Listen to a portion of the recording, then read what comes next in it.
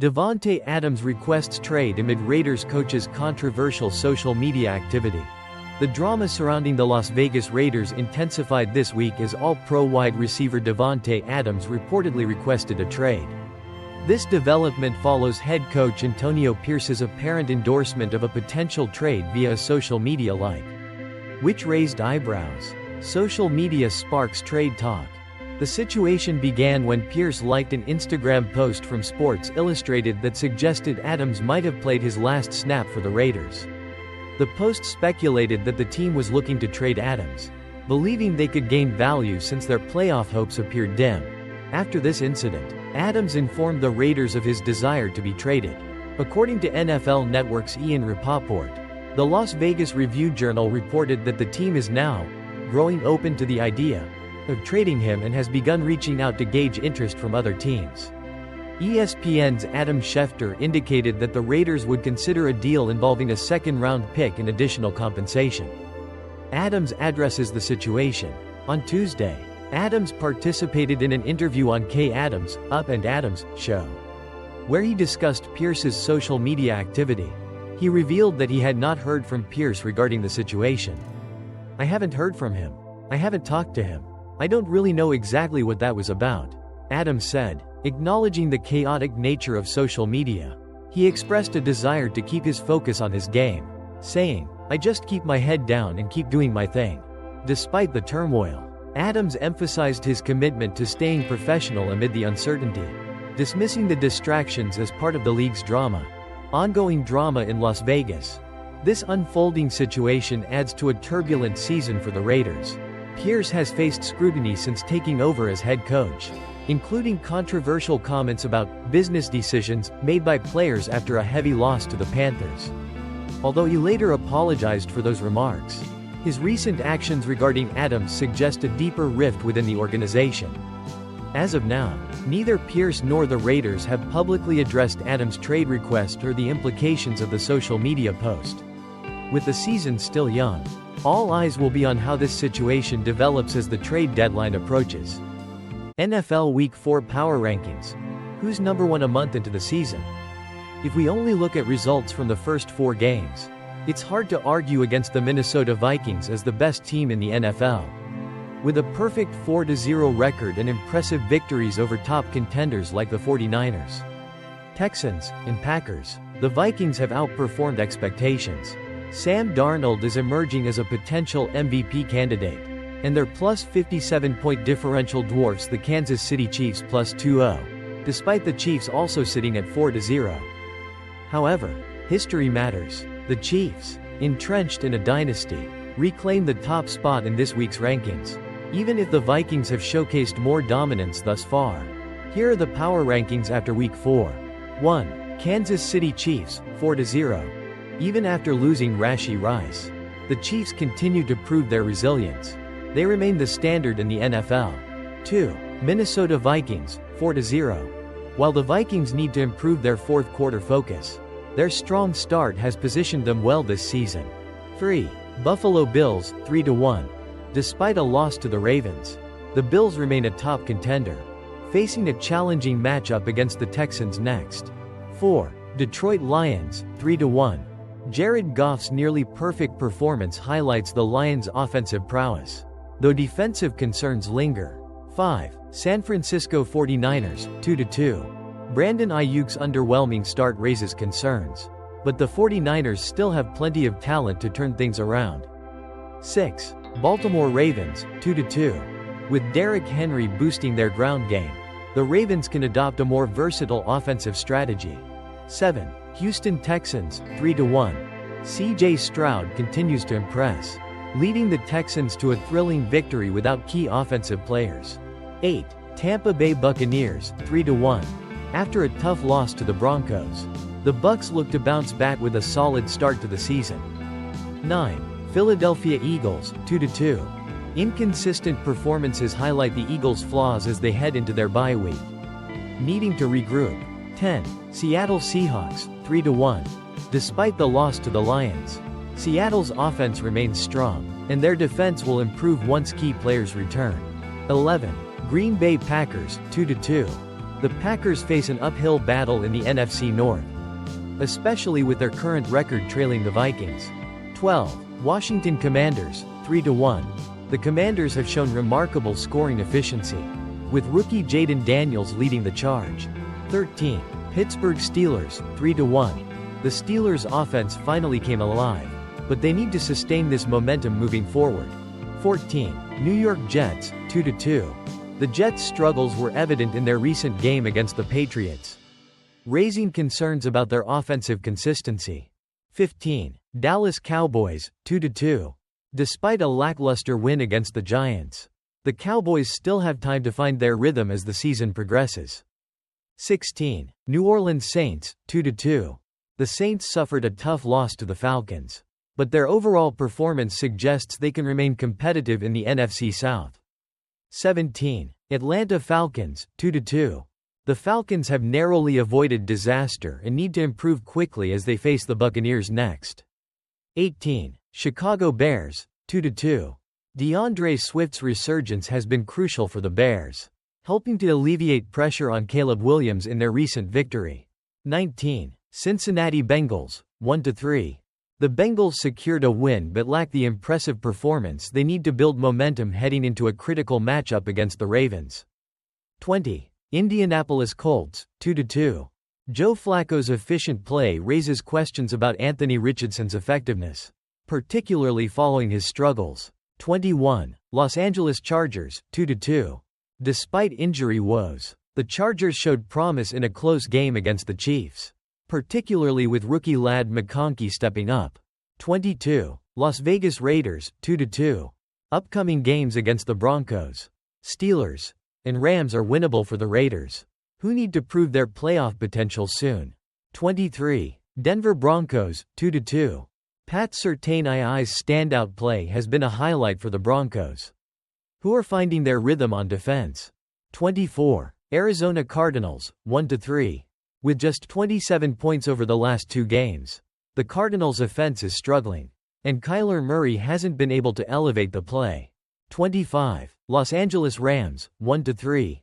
The absence of Aaron Donald has severely impacted the Rams, who are among the league's worst defensively. 26. Cleveland Browns, 1-3. Deshaun Watson isn't solely to blame for the Browns' woes. The entire team has regressed from last season. 27. Tennessee Titans, 1-3. Mason Rudolph's performance in relief of Will Levis offers a glimmer of hope, but the Titans' future remains uncertain. 28. Jacksonville Jaguars, 0-4. Coach Doug Peterson's comments following a loss to the Texans raise questions about accountability within the team. Changes may be needed if the struggles continue. 29. New York Giants, 1-3. Malik Nabers leads the NFL with 35 catches, but his heavy usage raises concerns about his sustainability as the sole offensive weapon.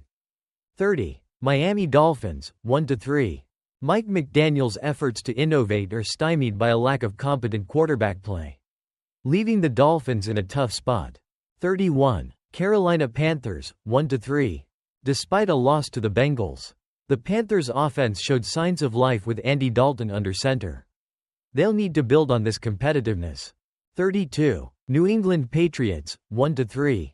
The Patriots' early season promise has faded, with recent performances against the Jets and 49ers exposing their struggles. Goff breaks NFL record as Lions defeat Seahawks. In an impressive display at Ford Field, the Detroit Lions handed the Seattle Seahawks their first loss of the season, winning 42-29. Quarterback Jared Goff delivered a historic performance, completing all 18 of his pass attempts, setting a new NFL record for the most completions in a game without an incompletion. Goff threw 2 touchdown passes and even scored a touchdown himself, marking the first receiving touchdown of his career. "It's good when the ball doesn't hit the ground," Goff said after the game. "I wasn't sure of the record during the game. I was trying to remember if I had any incomplete passes.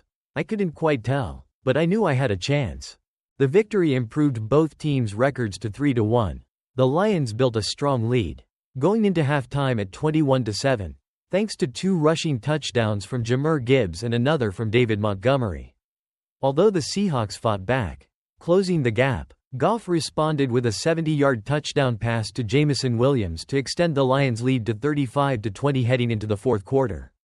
Seattle's Kenneth Walker III managed a 21-yard touchdown run early in the final quarter.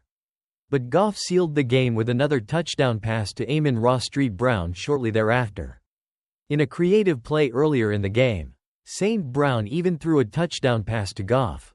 The Lions remain in second place in the NFC North, trailing the undefeated Minnesota Vikings, while the Seahawks still lead the NFC West. The Vikings and the defending Super Bowl champions, the Kansas City Chiefs, are the only teams in the league still boasting perfect 4-0 records. Titans claim first win against Dolphins. In another matchup on Monday night, the Tennessee Titans secured their first win of the season, defeating the Miami Dolphins 31-12. Nick Folk was a key contributor, kicking 5 field goals, while Tony Pollard and Tyjae Spears added rushing touchdowns. Titans quarterback Will Levis left the game in the first quarter after a shoulder injury, leading to Mason Rudolph stepping in for him. For the Dolphins, Tyler Huntley, starting in place of the injured Tua Tagovailoa, managed to score a late 1-yard touchdown, ending a troubling streak of 10 straight quarters without a touchdown. The Titans remain third in the AFC South, ahead of the winless Jacksonville Jaguars, while the Dolphins sit at the bottom of the AFC East with a 1-3 record. Eagles snap counts. Avonte Maddox plays a ton in loss to Bucks. The Eagles' defense thrived in Week 3, going against a Saints offense that doesn't major in 11 personnel. That was not the case in Week 4. The Tampa Bay Buccaneers basically live in 11 personnel, 3 wideouts, so the Eagles had to match with their nickel defense. That meant an awful lot of Avonte Maddox in this game. Maddox, 28, played 69 out of 77 defensive snaps, 90%, in Sunday's 33-16 loss to the Buccaneers. Some of his snaps late in the game came at safety after a couple injuries. Maddox has played more snaps in a game just 5 times in his career. In this game, Maddox was targeted 8 times in coverage and gave up 5 receptions for 59 yards. He also had a key missed tackle on Chris Godwin on a swing pass after Godwin went in motion across the formation. The intrigue with the nickel cornerback position is that the backup at this spot is rookie Cooper DeJean. The 40th overall pick missed a lot of training camp, but he has been catching up and is only playing nickel in practice. And with a Week 5 bye week, it's fair to wonder if the time for a change has arrived. Other defensive notes. The heat was a real factor on Sunday with a real field temperature over 100 degrees. That was tough on the Eagles' defense, which played 77 snaps. The only player on the field for all of them was rookie cornerback Quinion Mitchell. Nakobe Dean played 75 of 77 snaps on defense and had a rough afternoon. He missed a team-high 5 tackles. According to NFL Next Gen Stats, Zach Bond played 71 snaps as the other linebacker. C.J. Gardner-Johnson played 72/77 snaps and needed the cold tub and IVs when he left the game late in the fourth quarter. Reed Blankenship made it just 36 snaps before he left with what the Eagles called an illness. On the DL, Jalen Carter led the way with 52 snaps, even after leaving for a bit with cramps. Jordan Davis and Moro Ojomo played 37 snaps, while Milton Williams played 30 and Thomas Booker played 24. At edge, Josh Sweat played 41 snaps, followed by Bryce Huff, 33, Brandon Graham, 32, Nolan Smith, 31, and Jalix Hunt, 5. Huff had his first solo tackle of the season. Jalix Hunt, 5 snaps, and Jeremiah Trotter Jr., 3, played the first defensive snaps of their careers. Offensive notes. Jalen Hurts and 4 of his 5 offensive linemen played all 57 snaps against the Bucks. Cam Jurgens missed 7 snaps with cramps. When that happened, Landon Dickerson slid from left guard to center and was replaced by Tyler Steen. The Eagles were without A.J. Brown and Devonta Smith in this game, and then Johnny Wilson left early to be evaluated for a concussion. Here's a look at the Eagles receivers in this game and their production. Jahan Dotson, 49 snaps, 4 targets, 2 catches, 11 yards. Paris Campbell, 48 snaps, 4 targets, 4 catches, 17 yards, 1 TD. Johnny Wilson, 32 snaps, 2 targets. John Ross, 12 snaps, 2 targets. 1 catch, 6 yards. Without their top receivers, the Eagles played more 12 and 13 personnel. Dallas Goedert played 36 snaps, followed by Grant Calcaterra, 27, and Jack Stoll, 22. Goedert had a productive day with 7 catches for 62 yards. Saquon Barkley had another big game. He played 32 snaps, while Kenny Gainwell played 25 and Will Shipley played 1. The Eagles showed 21 personnel early and never went back to it. Linebacker Ben VanSumeren played an offensive snap as a fullback. VanSumeren played fullback at Michigan early in his college career before transferring to Michigan State. He's been a special teamer with the Eagles but is a tremendous athlete. Perhaps we see him mix in here and there on offense. Mike McDaniel. Performance not close to good enough. Everything is on the table to improve. The Dolphins picked up just 184 yards of offense en route to a 31-12 loss to the Titans on Monday night. Offensive struggles were to be expected with quarterback Tua Tagovailoa out of action and Tyler Huntley making his first start since signing with the team a week ago. But Dolphins head coach Mike McDaniel said an abbreviated playbook didn't explain why the team had such a hard time on the field. "I had to look at the tape," McDaniel said, via a transcript from the team. "There was a tremendous disconnect between preparation and execution. So there was a multitude of contributors to it, I believe, but I had to check the tape out. Bottom line is it doesn't matter what we're doing behind the scenes. On the field that's not even close to good enough. So you just have to go back to the drawing board and assess very critically." Tagovailoa is out for at least 2 more games and the 1-3 Dolphins can't afford to keep adding losses to the ledger. So it's no surprise that McDaniel said, "Everything is on the table," when it comes to improving the team's offensive production. Given what the last couple of weeks have looked like, it's fair to wonder whether there's enough in the cupboard to make a significant difference. The Eagles' tackling woes were on full display in their 33-16 loss to the Buccaneers, where they missed a significant number of tackles, leading to big yardage gains for Tampa Bay. While estimates of missed tackles varied, NFL Next Gen Stats reported 16 missed tackles, resulting in an extra 105 yards, second most allowed by any team in a game this season. In Week 1, the Eagles had already given up 92 extra yards due to missed tackles in a game against the Packers. As the Eagles head into their Week 5 bye, head coach Nick Sirianni is prioritizing tackling improvements. Sirianni acknowledged the issue, saying, "What are the common themes of the tackles we're missing? How do we simulate that in drills? How do we emphasize it in meetings? Tackling fundamentals and drills will be the focus as the team looks to fix this major weakness." One of the primary offenders in the loss to Tampa Bay was linebacker Nakobe Dean, who missed 5 tackles, while safety Reed Blankenship missed 3 before exiting due to illness. Though missed tackles are a subjective stat that varies between tracking systems, Next Gen Stats reported 16. While Pro Football Focus had the Eagles at 10, the numbers clearly reflect a troubling pattern. In contrast, the Eagles had a strong defensive showing in their Week 3 win against the Saints, with only 3 missed tackles, converting on 94.7% of their tackling opportunities. However, their overall performance in the first 2 weeks was subpar, with 25 missed tackles across the 2 games, ranking them 5th worst in the NFL. Sirianni is taking responsibility, stressing the need to correct the fundamentals. "What did I not do well enough? The things I'm talking about to you guys are the things I didn't do well enough," he said. Tackling will be one of the key focuses as the Eagles look to regroup during the bye week and address the 44 missed tackles they've accumulated so far this season. Lions dominate Seahawks in offensive showcase. Hand Seattle first loss. The Detroit Lions put on an offensive clinic Monday night, defeating the Seattle Seahawks 42-29 and handing Seattle its first loss of the season. The Lions showcased their versatility, scoring through both the ground and air without a single incomplete pass. Jared Goff had a flawless performance, completing all 18 of his pass attempts, even catching a touchdown himself, despite a valiant effort from Geno Smith and Kenneth Walker to keep pace. The Seahawks struggled against a Lions offense firing on all cylinders, particularly with several key players missing due to injury. After a quick 3-and-out to start, the Lions responded with 3 consecutive touchdown drives, led by their dynamic running back duo of Jahmyr Gibbs and David Montgomery.